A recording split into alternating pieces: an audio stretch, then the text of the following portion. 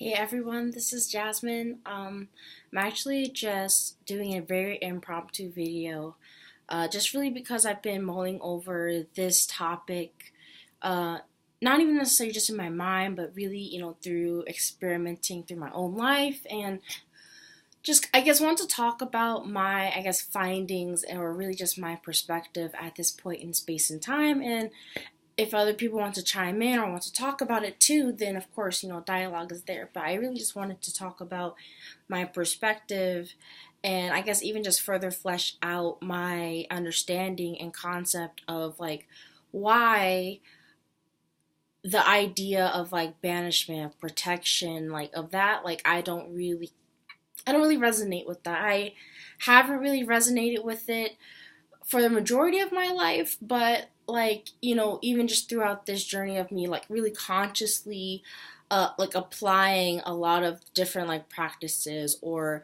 belief systems or whatever, just really like practicing and actually using it and seeing how it worked for me and or just really seeing what was my result. And so all that to say, why I really have come to this point of really understanding that it's not really about a protection or, I mean, you can frame it in this idea of like spiritual hygiene, I feel, but even then, I don't know if it's necessarily even about like a cleansing or like this idea of like you're out in this like murky world and you have to like cleanse yourself. Like this is where like my concept or really I guess my understanding of like everything being this idea of being everything's transmutable, everything's you're able to learn from, you're able to glean something from it and use it not necessarily just to your advantage but to your highest good. And so that's really that's been my understanding or really my process through most of my life. And so coming back full circle and really finding that that really is what resonates with me and that's really my truth and finding that's what works for me. And so in kind of further explaining why I feel this way outside of the whole mirroring reality aspect of like everything that you do end up being averse to is something that you're really needing to accept within yourself. And my understanding is that it does end up having to come back, be fleshed out regardless. Like I often apply, I guess, like computer analogies and stuff here, and so that's the way I feel about it, with this idea of karma really being this science of like us stashing stuff away in our memory bank and not really taking the time to go through it, taking the time to actually consciously work with it.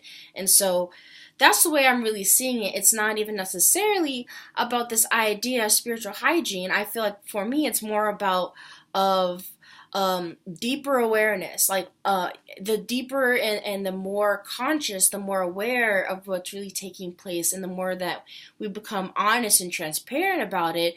I guess the idea in my mind is that it's just like invisibility, like the same idea of not even just necessarily invisibility of where like you're not seen, but of like transparency of like a ghost. I think of like I just have been having these really feelings of it being connected to Pluto, this idea of immortality, this idea of even being in this void like space, or of being like in the world but not really necessarily of it.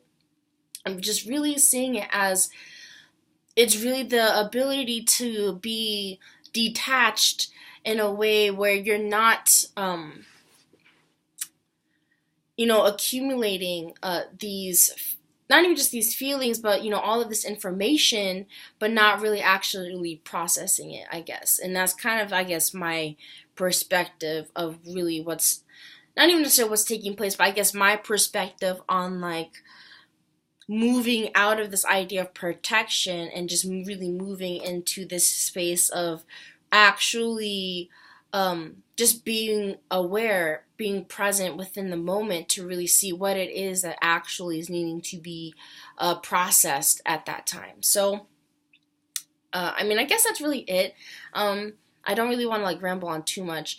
I mean, that's really essentially it, and I guess I just really wanted to talk about it because I don't know that or I don't really know if anyone really talks about it in this way, or like really other people's thoughts about it, because I mean, my whole reason of like mulling this over is because I do feel like, we have this sort of inherent idea that we have to protect ourselves, but then like I always come back to this idea of like, what is it that I'm ultimately protecting myself from?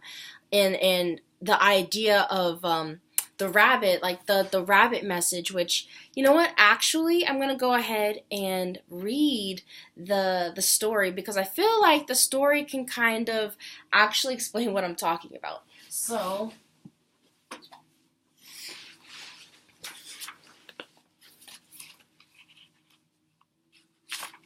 I think parables and those kinds of ways of like discussing these kinds of topics can be maybe a little bit more helpful. So the parable reads: a long time ago, no one really knows how long ago it was, Rabbit was a brave and fearless warrior.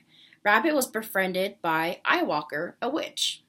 The witch and Rabbit spent much time together sharing and talking. The two were very close. One day, Eyewalker and Rabbit were walking along, and they sat down on the trail to rest. Rabbit said, "I'm thirsty." Eyewalker picked up a leaf, blew on it, and then handed Rabbit a gourd of water. Rabbit drank the water but didn't say anything.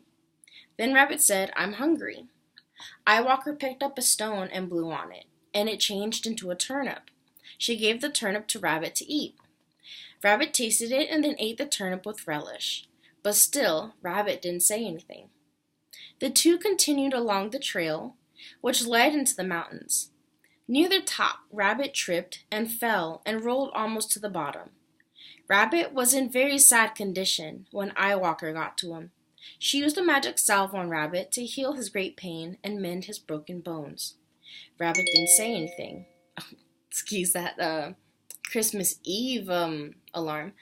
Several days later, Eyewalker went searching for her friend. She searched high and low, but Rabbit was nowhere to be found. Finally, Eyewalker gave up. She met Rabbit quite by accident one day. "Rabbit, why are you hiding and avoiding me?" the witch asked. "Because I'm afraid of you. I'm afraid of magic," answered Rabbit, cowering. "Leave me alone." "I see," said Eyewalker. "I've used my magical powers on your behalf, and now you turn on me and refuse my friendship." "I want nothing more to do with you or your powers," Rabbit countered. Rabbit did not even see the tears his words were bringing to Eyewalker's eyes. "I hope we never meet and that I never see you again," Rabbit continued. "Rabbit," Eyewalker said, "we were once great friends and companions, but no more. It is within my power to destroy you, but because of the past and the medicines we have shared together, I will not do this. But from this day forward, I lay a curse on you and your tribe. From now on, you will call your fears, and your fears will come to you. Be on your way, for the sweet medicines that bound us together as friends are broken." Now Rabbit is the fear caller. He goes out and shouts, "Eagle, I am so afraid of you." If Eagle doesn't even hear him, Rabbit calls louder, "Eagle, stay away from me." Eagle, now hearing Rabbit, comes and eats him. Rabbit calls bobcats, wolves, coyotes, and even snakes until they come. So, I mean, there's more to the passage of them ultimately, like, explaining the parable. But, like, for me, I mean, outside of the whole concept of like what it is that we resist persists, there for me was like a deeper even story of, not even really story, but the part of having always been supported the whole way, regardless of like the outcome. Because as in the story, you recognize, whenever there was something that was needed, something was there for that Rabbit, not necessarily maybe in the way that they had desired or whatnot, but they were always there. And so when they weren't able to understand, I also feel like there was that that level of also just not understanding, because it's like, I am scared of your magic, because I feel like there's also just, again, that underlying fear of the unknown too. So you pile that on top of like feeling out of control, feeling you don't know everything. So then there's that response of like being fearful. And so what do? Or what is something we do? We will push, something away. We will become averse. We'll try to avoid something. We will, do whatever we can to try and avoid whatever that situation or that feeling, that emotion, that pain, whatever it was. And so for me, I guess, like, again, it was bringing back this underlying story of like the things that we have, all of these fears, all of these things that, or these things within our mind that we feel are much more true than the underlying truth, or not even just the underlying truth, but just the underlying base understanding that it's not even about like you did something wrong, or that you have to be fearful, or that there's something that's being done against you in a way of like you're a victim in it. And so that's why, I guess, where this whole underlying essence of fear, and really having to like break it down, as far as like, I feel like we can get, I don't want to say we get stuck, but like it's about, for me, going deeper than just, okay, I have this fear and I just have to like do it anyway, which like that's definitely it. But I feel for some of us, or those of us that are like skeptical, those of us that are stubborn, those of us that are very much that can be very much attached to our fears and all those kinds of things, which again, it's not even about, feeling bad about it, or like making ourselves think that we're less than for it, but it's just about acknowledging, like, it's just about acknowledging it, about being honest about it, being transparent about it, so that you're able to actually deal with it, so you're actually just able to be just more open to the truth, and be more open to even the creative possibilities of how to resolve the conflict, or whatever the concern may be. Like, I just continually get visions, or these like pictures of like these ideas of like when we just get stagnant and you freeze up, and that just restricts the current. And I just think of water, of us just really coming into this essence of water, of just much more, not even about like going with the flow in this sense of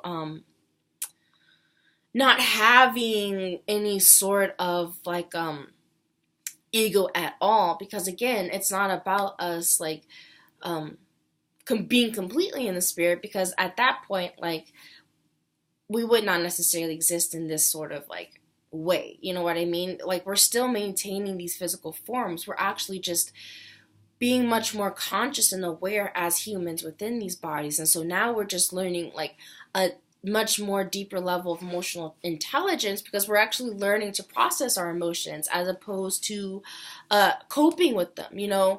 Whatever we use to essentially cope with our emotions, and all of these, they call them coping mechanisms, like, and it's, again, it's not even to blame ourselves for having to cope, but it's that we're at this point where we're able to do more than that. We're actually able to respond in a different way now. And so that's why I feel like, as we're wanting to grow out of this level of of like emotional plateau. And I feel like, again, these are the things that even in the collective we've been talking about, or at least I feel like we've been talking about, of feeling like we want like more intimacy within our relationships, not necessarily even having to be on a like physical sort of like sexual intercourse kind of way, but in a way where like we want to be able to have like friends that are like intimate and close with us, that we can share. And like there's just this like feeling, within our culture, of this idea of like everyone being a lone wolf, everyone, not having, friends. Like, it's weird seeing how so many of us like share the same sort of story of feeling not a part of a group, or feeling as if we couldn't, be ourselves. And so we all carry, these chips on our shoulder of like seeing ourselves in this sort of like distorted way, and seeing ourselves as like inherently like alien from everyone else, in a way in which we can't ever relate, in a way in which we can't ever live in a like cooperative way. So I mean, I guess it's kind of like this all kind of went all over the place, but I just really wanted to talk about like a lot of these things I've been thinking about, and a lot of these things that, I mean, I I really have these kinds of thoughts and just really think